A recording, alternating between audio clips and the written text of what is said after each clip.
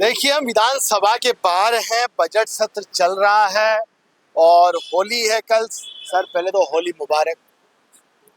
होली खेलोगे नहीं खेलोगे? बिल्कुल खेलेंगे। अंदर खिलाई थी नहीं खिलाई होली? अभी आदन नहीं खिलाइए। अभी तो होली का गिफ्ट मिल चुका है। ये इतना बड़ा भारी सारा इंस्ट्रूमेंट तो विधानसभा इतना बड़ा, द्वारा देखो ये क्या है इसके अंदर?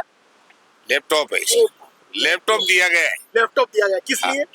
ये इसलिए दिए गए हैं कि विधायक अपना काम चलते गाड़ी में कर ले और हर पूरे आंकड़े विधानसभा क्षेत्र के जो भी आवश्यक है उन्हें इसमें फीड कर ले, ताकि उसको आवश्यकता अनुसार वो विकास के काम कर फोन भी मिले थे पिछली सरकार में, लेकिन वो टेप हो रहे हैं फोन रिकॉर्ड।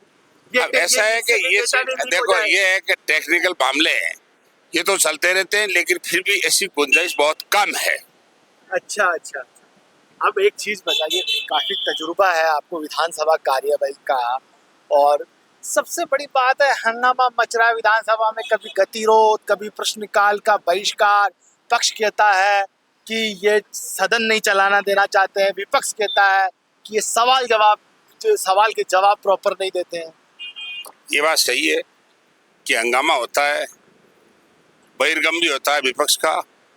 बात सही है कि देखो, बहुत स्पष्ट बात है, वर्तमान बीजेपी की सरकार में जो भी मंत्री है वो देखो वास्तव में परिपक्व नहीं है और वो जवाब बिल्कुल अधूरे देते हैं, और जब उलझ जाते हैं तो उल्टी सीधी बातें करते हैं, और जो प्रश्न का जवाब मांगा जाता है वो नहीं दे करके और इर्द गिर्द की बातें करके और उलझ जुलझ में उसको मेंबर को घुसलाना चाहते हैं। इसलिए कई बार बहिर्गम होता है, हंगामा भी होता है और जवाब देने के लिए दबाव भी बनाया जाता है। ये अपरिपक्वता का कारण है।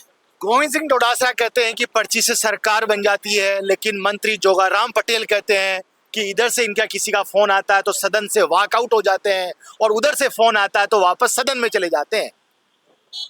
ऐसा है कि वो बिल्कुल ठीक कह रहे हैं कि मंत्री भी पर्ची से ही बने हुए हैं। नहीं, आपके ऊपर विपक्ष वाले, मतलब विपक्ष के लिए कह रहे हैं कि जिधर से कॉल आता है तो सदन से वॉकआउट कर देते हैं, और दूसरा फोन आता है तो सदन के अंदर प्रवेश कर जाते हैं। ऐसा है, ये गलत बात है। जो विपक्ष है अपना आप में सक्षम है, नेता प्रतिपक्ष अपना आप में सक्षम है, हमारा पीसीसी चीफ भी अपना आप में सक्षम है, जितने भी सदस्य है परिपक्व है, विधानसभा की कार्रवाई को जानते हैं, वो तथ्यात्मक और रिलायबल प्रश्न रखते हैं और उनका जवाब नहीं आने से स्टोर होता है। जाना नहीं जाना ये कोई हमारी सदन या विपक्ष हमारा किसी के निर्देश से नहीं चल रहा है। हमारे नेता और हम सब परिपक्व है और हम हमारे विवेक से काम लेकर के जनता के हित की बातें कर रहे हैं। आपके साथ तो भेदभाव नहीं हुआ बजट में? बजट में तो 100% मेरे साथ ही, विपक्ष से गड़गड़े मेंबरों के साथ बड़ा भेदभाव हुआ है। ये सरकार भेदभाव की है, जातिवाद की है, जातिगत आधार पर ये फैसला करती है। इसका परिणाम इनको आने वाले वक्त में भोगना पड़ेगा। अब एक और बात बताइए, जिस तरह से सत्ता में ये बीजेपी वाले आए, इन्होंने वादा किया कि हम ये काम करेंगे, रोजगार देंगे। अब 52 योजनाएं किनारे, मुख्यमंत्री बार बार सदन में आके विधानसभा विधायकों की दल की मीटिंग लेके कि 52 योजनाएं गिनाई है।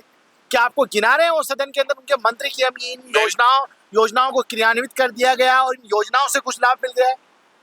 मेरी बात सुनो, 52 योजनाएं गिना रहे हैं, वो गलत गिना रहे। इनकी अभी कोई नई योजना धरती पर नहीं उतरी है, धरती पर ही नहीं है। और हाँ, और बिल्कुल जो कांग्रेस की योजनाएं हैं उनके नाम बदल बदल करके नाम ले रहे हैं। इस सरकार ने 15 महीने में नाम बदलने के अलावा, समीक्षा के अलावा और किसी को लाभ देने की चर्चा या किसी को नफा नुकसान पहुंचाने की चर्चा ये नहीं करके नाम बदलने का काम कर रहे हैं। बाकी योजनाओं में किसी भी प्रकार का परिपक्वता, किसी भी प्रकार का संशोधन जो आम आदमी के लिए या कर्मचारियों, आम जनता के लिए उससे कोई लाभ हो। कल ही हमारे गृह राज्य मंत्री कह रहे थे कि इनको हम भत्ता नहीं देते, हम इसको वर्दी भत्ता नहीं देते, हम इन्हें बेस भत्ता नहीं देते, इनके ऑलरेडी ये तो इनकी स्थिति है। जो कानून और व्यवस्था जो हमारी है आपकी सुरक्षा के लिए बिल्कुल सही है, पत्रकार के बिल्कुल सही कह रहे हैं पत्रकार कि आज पुलिस के प्रति इनका इस प्रकार का नेगेटिव सोच है। इस सरकार का जो लॉ एंड ऑर्डर पर ये राजस्थान की सरकार चलती है, जब लॉ एंड ऑर्डर नहीं रख सकते, लॉ एंड ऑर्डर के रुखवाड़ों को ये प्रोटेक्शन नहीं दे सकते, उन्हें लाभ नहीं दे सकते और उनसे समय पर काम नहीं ले सकते, क्या राजस्थान की कानून व्यवस्था बनेगी? जब कानून व्यवस्था ही चरमरा जाएगी तो विकास की चिड़िया उड़ जाएगी। महंगाई बढ़ रही है, महंगाई बढ़ रही है, पुलिस कर्मचारियों का मेस भत्ता नहीं बढ़ा, उनकी वर्दी का धुलाई का पैसा नहीं बढ़ा, और यही तो कह रहा हूँ। आपने सवाल उठाया इसका? बिल्कुल, हमने सवाल किए, हमारे पार्टी के नेताओं ने सवाल किए हैं, लेकिन उनका जवाब नाम में आ रहा है कि हम भत्ता नहीं दे रहे, भत्ता बड़ा नहीं बढ़ा रहे। ये तो मैं कह रहा हूँ कि जब कानून व्यवस्था के रखवालों के लिए भी कुछ नहीं कर सकते तो आम जनता के लिए क्या करेंगे? मेरे समझ अब एक सवाल है, अधिकारी आपके फोन उठाते नहीं उठाते, कोई काम कहते हो तो? नहीं, देखो, अधिकारी मेरे विधानसभा क्षेत्र में मेरे फोन उठाते हैं, इसमें कोई शक नहीं। जिले में बिल्कुल मैं जो कहता हूँ जायज काम के लिए कहता हूँ। आरोप लगा रहा है कि मंत्री अधिकारी उठाते हैं, अफसरशाही हावी हो रही है। बिल्कुल अफसरशाही हावी है। मंत्री स्वयं भेदभावपूर्ण तरीके से चलते हैं और भेदभाव रखते हैं और अपना मेरा और पराया करते हैं, तो अधिकारी को ठेका थोड़ी ले रखा है कि वो अपने नियमों को और कानून को तोड़ करके पंगा खड़ा कर बोल लेंगे किसी से। अच्छा, क्या मतलब है उनका? लेकिन जब सत्ता के विधायकों से और मंत्रियों से हम सवाल करते हैं कि वो ये कहते हैं कि कांग्रेस के राज में तो इस योजना का ये हाल था, कुछ काम नहीं किया, है ना, इस तरह की, और उनकी पार्टी में 2 भाग बने हुए, मतलब ऐसा सवाल हम कोई पूछते हैं तो ऐसा जवाब देते हो। मेरी बात सुनो, 2 भाग है क्या? उन्होंने एक ही चीज माना कि 2 भाग है, कहीं 4 भाग है। एक भी भाग नहीं है। कांग्रेस एकजुट है, हाईकमान एक है, उनके निर्देश से चलती है।